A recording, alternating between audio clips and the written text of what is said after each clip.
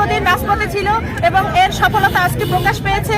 আমরা এর অনুভূতি মানে বলে প্রকাশ করা সম্ভব না আমাদের। তাই আপনাদেরকে সকলকে এই আনন্দের অংশীদারি করে আমরা আজকে উৎসব দিন আপনারা দেখেছেন, আমরা সকলে মিলে ভবিষ্যতে একসাথে রাষ্ট্র গঠন করব।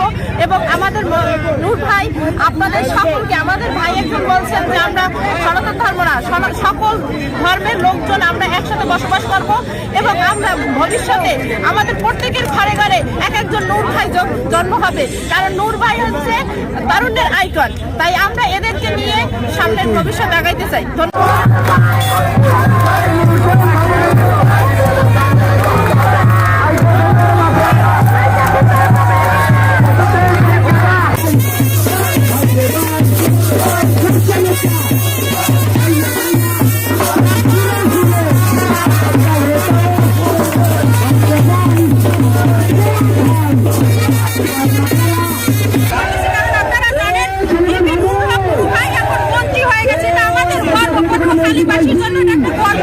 আমরা চাই পটুয়াখালীর উন্নয়ন হোক এবং সাধারণ মানুষের পাশে থেকে তিনি আরো উন্নয়ন করবে এবং সংসদে